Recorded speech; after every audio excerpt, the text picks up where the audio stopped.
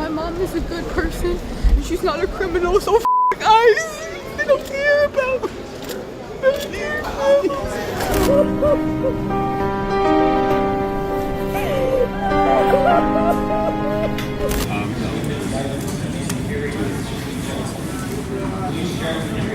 When I finish high school, I want to go to college so I can go to law school. I want to become an immigration lawyer. And I know I can finish it, but I need my coach there.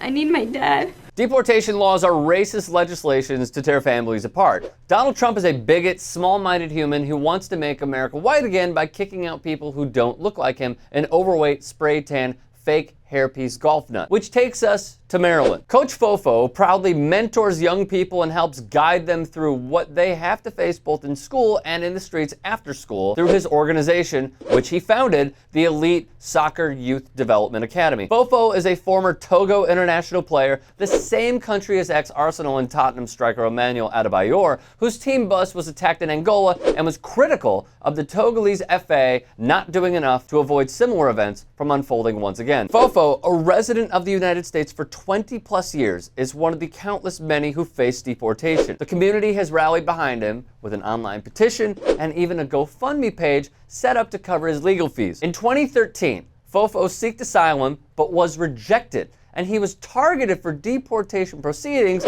Thus, he was picked up by ICE in a targeted raid on his home. Currently, Togo is a broken country. The authorities curtail the rights to freedom of expression and of assembly during mass demonstrations organized by opposition groups. At least 11 demonstrators were killed during protests. Arrests and detainments, including torture, are prevalent. This is a political crisis, and where Nazi Stephen Miller and Donald Trump want to send citizens that have not lived there for 20 years. Coach Fofo said he is worried if he is deported to Togo that he'll be targeted there for his work with a Togolese diaspora group that has been outspoken against the country's government. Essentially, if deported, 45 and his goons are sending Coach Fofo to a death sentence. Fofo has a 15-year-old son who is an American citizen and a wife who was granted asylum after fleeing violence in Togo. He would mandatorily leave them behind. The community has continued to fight. County Executive Mark Elrich, a Democrat, and the 9-member all-Democratic County Council wrote letters to Immigration